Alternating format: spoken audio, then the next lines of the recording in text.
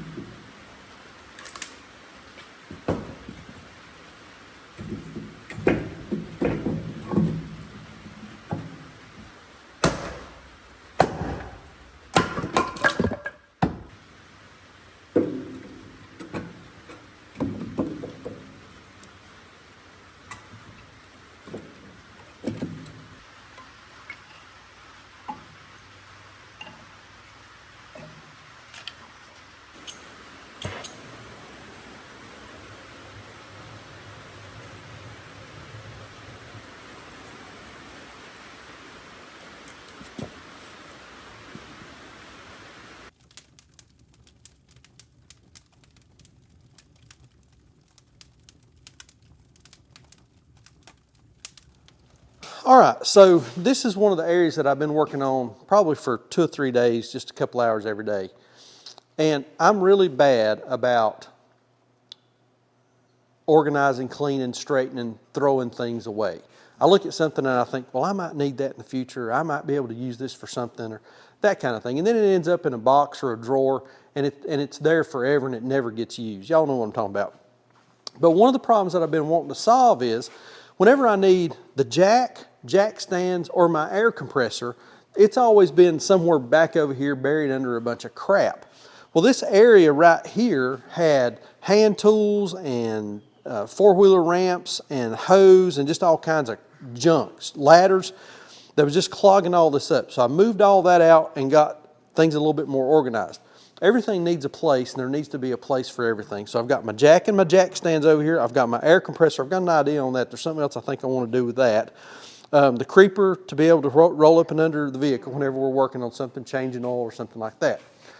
And then I've got this shelf. This is just a wire shelf that's got a lot of car cleaning materials, and it takes up a ton of space for not much stuff. And I think I can use this area a little bit better for something else. But I've got this cabinet that I got on State Surplus, and we're going to see if we can get that mounted over here on the wall. Now, like I say, I'm not a carpenter or anything like that, so we're going to see if this will even work. I've got an idea on how I want to do it. So let's get that thing up on the workbench, and I'll show you what my plan is. All right. Can't accuse the good folks at Sheraton Park Farms of not being environmentally responsible. Reuse, recycle, and repurpose. Metal cabinet, State Surplus.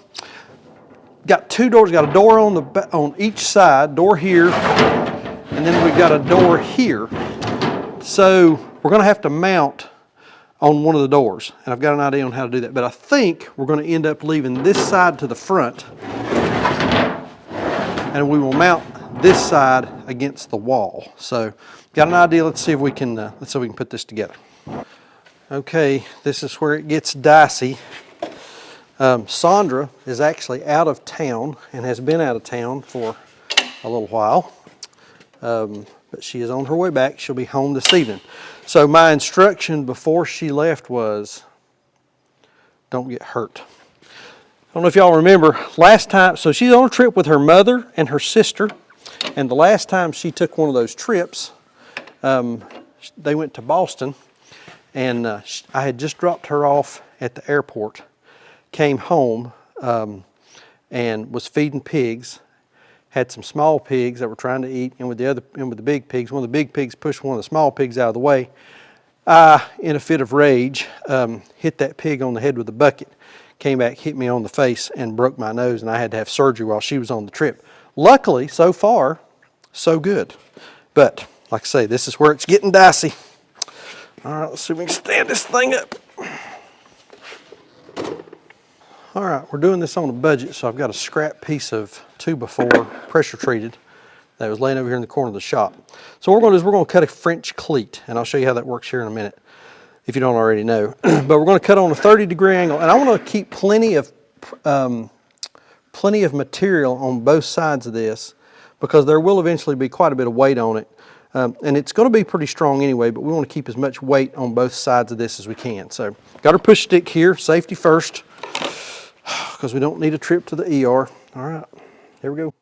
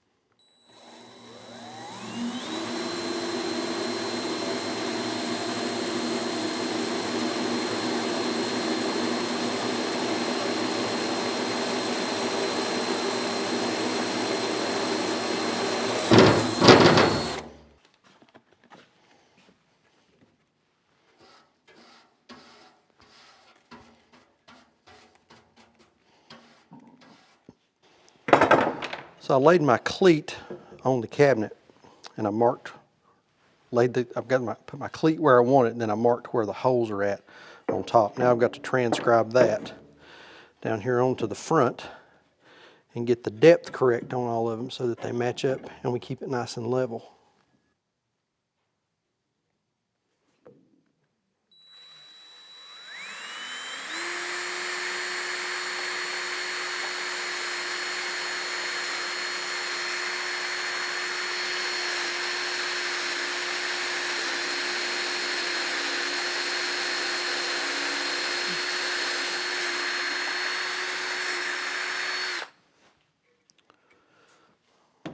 If I had a sharp drill bit, I'd be dangerous.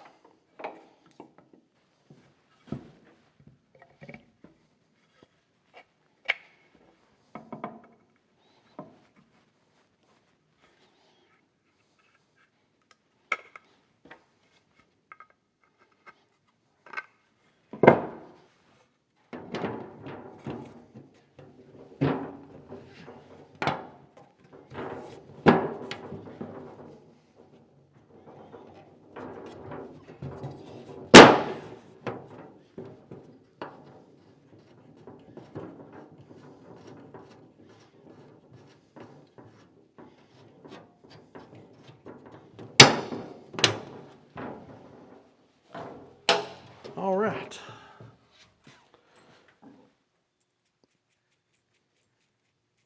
I'm going to put a lock washer and a nut on the back of each one of these.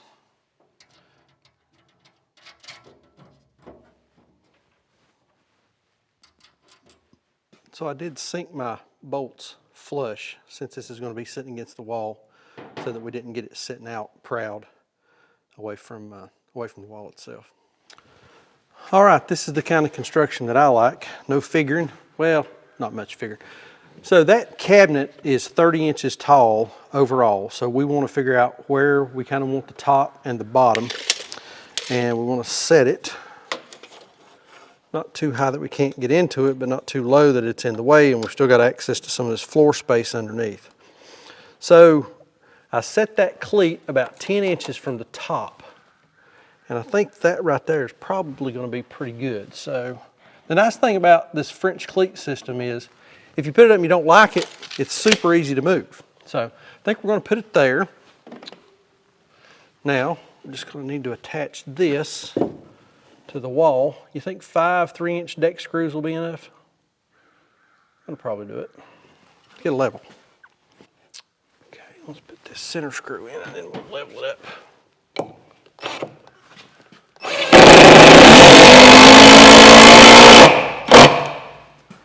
There we go.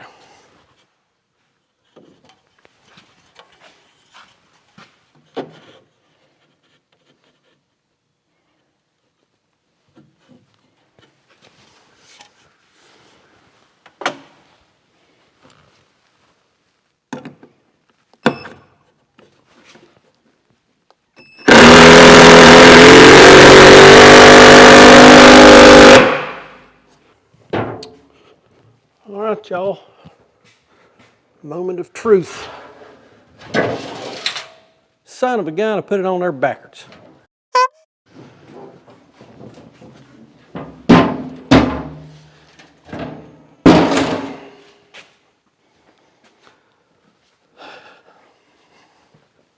See if we're close.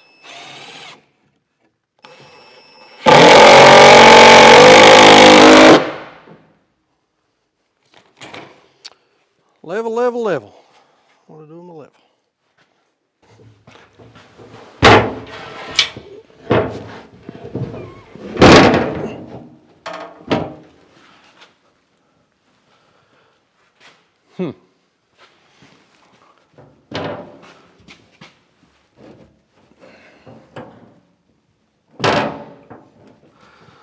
So I think I need,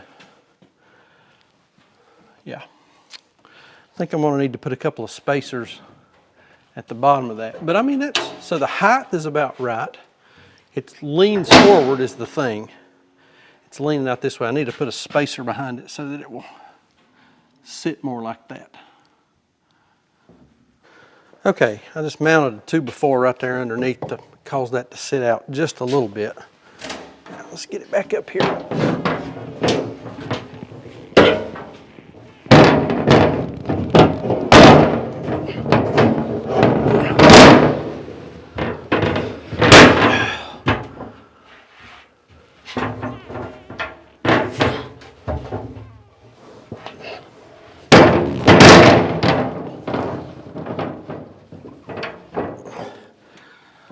Whew, that sucker's heavy.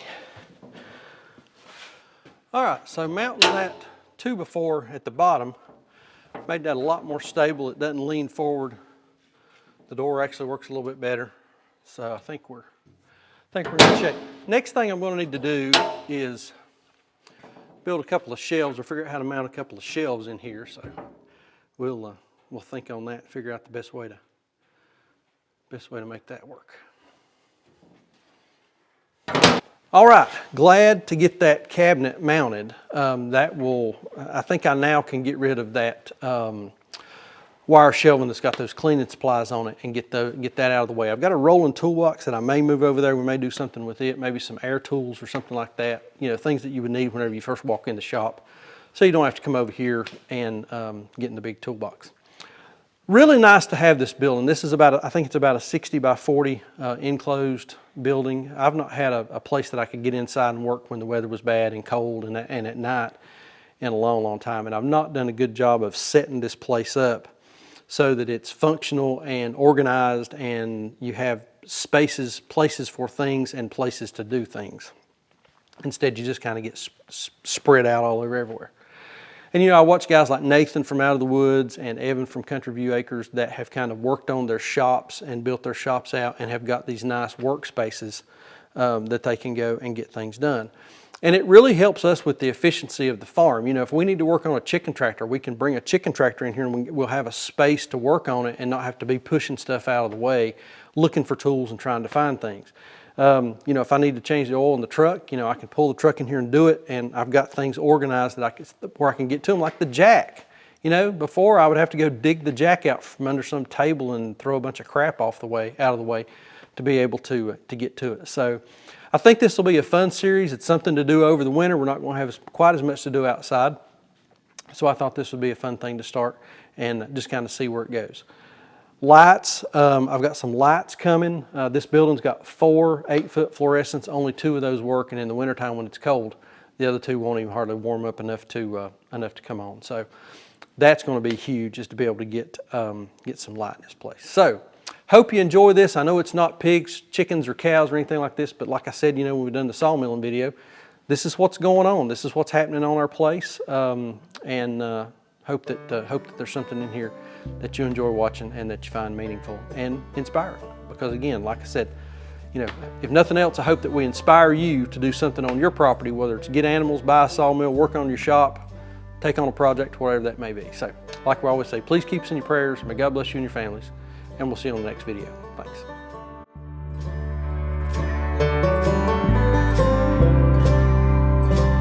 Thanks.